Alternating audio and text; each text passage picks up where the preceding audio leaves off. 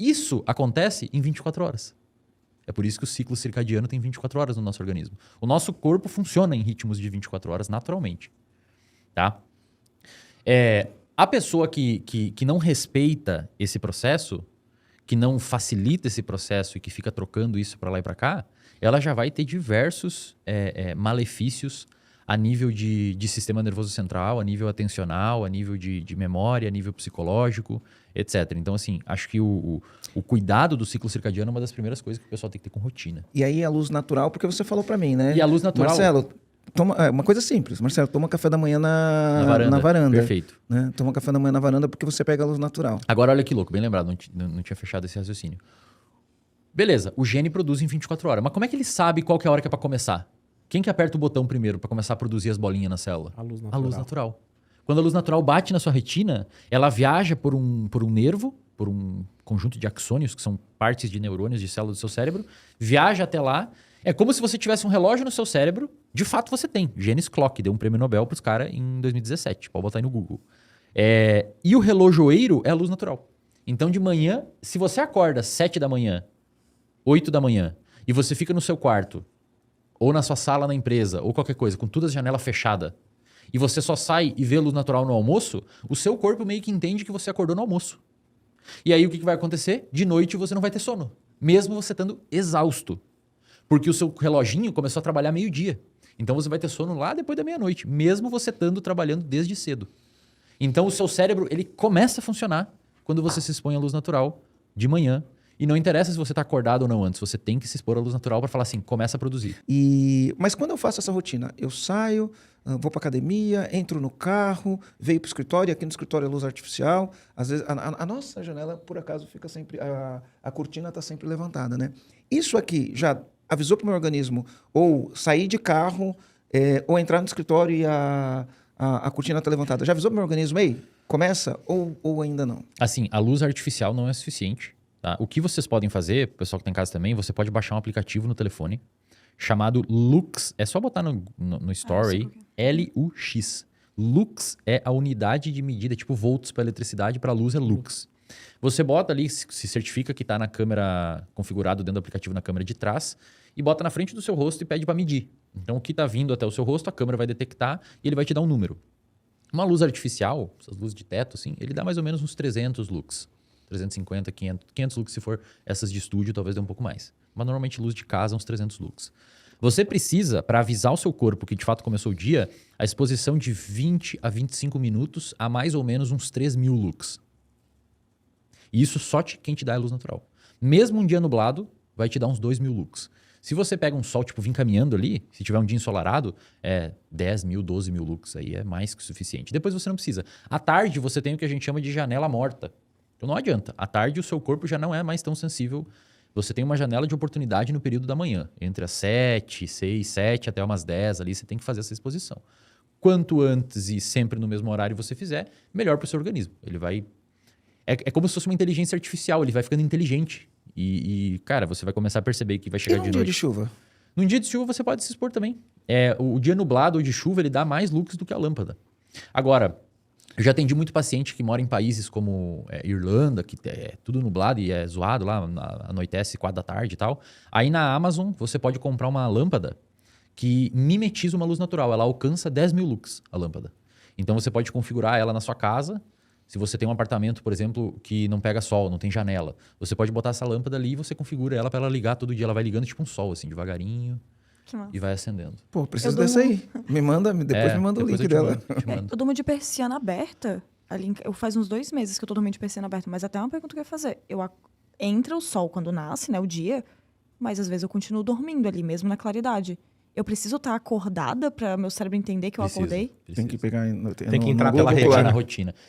A sua pálpebra, ela bloqueia. Entra um pouco ainda, mas ela bloqueia demais. Não, então... Ela bloqueia demais. Mas... Okay. E assim, só talvez pra gente fechar esse tópico. De noite... Você tem que fazer o inverso, tá? De noite você não pode ter luz. De noite, então, você, por favor, priorize na sua casa aí luzes amarelas, porque durante toda a nossa história evolutiva a gente nunca teve luz branca à noite. A única luz que a gente teve à noite foi luz de fogueira. Inclusive, tem estudos mostrando que se você, de fato, coloca uma luz amarela de noite, diminui o bloqueio da melatonina, enfim, melhora a chance de você dormir melhor. Então, de noite, luzes amarelas, tente não se estressar, tente não comer coisa muito volumosa, tente não assistir um filme de guerra e terror antes de dormir, porque o filme vai deixar você agitado. E dentro do possível, e esse acho que é o mais difícil, tente não fazer nada que te deixe alerta, né? Então, muitas vezes o empresário fica resolvendo um monte de pepino no WhatsApp, ele até tá escovando o dente, resolvendo pepino no WhatsApp. Cara, aquilo ali vai aumentar a tua adrenalina. Não pode? A frase básica é assim, ufa, agora que eu já tomei um banho, relaxei, eu vou poder fazer minhas coisas. Deixa eu zerar o WhatsApp, Eva, deixa eu zerar o WhatsApp. Exato. Aí, além da luz que você tem ali do celular, mesmo você pode botar aquele night shift, né? Pra deixar mais amarelinho, ajuda bastante, podem fazer. Mas esse não é o maior problema. O maior problema é a adrenalina que vai começar a liberar por você ter problema para resolver no outro dia. Esse cara, quem conseguir criar algum hack ou uma chave mental para chegar a um horário e falar, cara, amanhã eu vejo isso, esse é acho que é o maior benefício que a pessoa pode criar para ela. E de fato, né, tem problemas que não vai mudar nada tu responder 9h30 da noite ou responder amanhã cedo. Zero, não vai mudar nada. Os bancos fecharam, ninguém vai conseguir resolver o problema. Então, acho que de noite tem que tomar mais cuidado. A gente chama isso coletivamente de higiene do sono. Você limpa o seu sono, né? Deixa um sono mais clean, assim. Aliás, temperatura do quarto também. Sabe que eu acho que é providencial isso, Wesley? Tem muita gente que se orgulha que fala, eu 4 horas de sono por noite é o suficiente, Não, 5 horas de noite não por existe sono. isso. Tem um monte de empresário que fala isso, Não os existe workaholic, porque pra que dormir tanto, né? Não existe isso. Inclusive, tem um paper publicado na revista Sleep. Paper é um artigo científico, publicado na revista Sleep, que é a melhor revista do mundo sobre sono, mostrando que pessoas que dormem menos de 5 horas, depois de 10 a 12 anos nesse ritmo, eles fizeram com 6, 10 e 12 anos nesse ritmo, começa a ter atrofia, perda de massa cerebral, numa região particularmente importante para a formação de memória, chamada de hipocampo. É a região que... O hipocampo é como se fosse... Imagina que o seu cérebro... Imagina que o seu cérebro... Calma, Aline.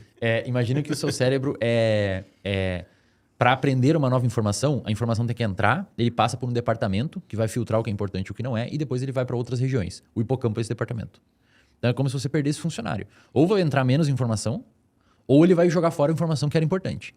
E aí começa a acontecer isso. A pessoa começa a ter dificuldade de aprender, começa a ter dificuldade de lembrar, começa a ficar meio impulsiva. Então assim, para deixar claro pra galera, sono é inegociável. Não existe. A gente não negocia com sono. É inegociável. Todos os mamíferos, até onde a gente sabe, dormem. A gente passa, se você viver 90 anos, você vai passar 30 dormindo. É coisa pra caramba.